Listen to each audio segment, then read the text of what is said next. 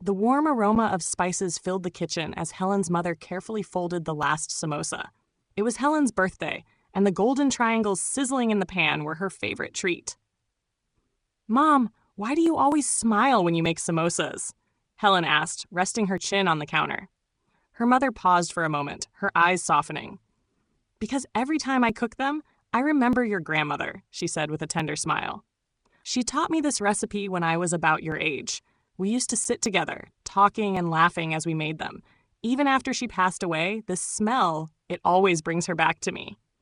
Helen watched her mother's hands move gently, just like the hands of someone who wasn't just cooking, but cherishing memories.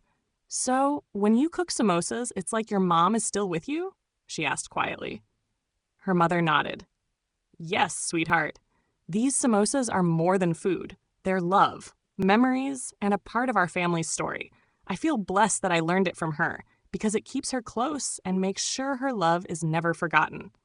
Helen thought for a moment, then said, "Mom, can you teach me too?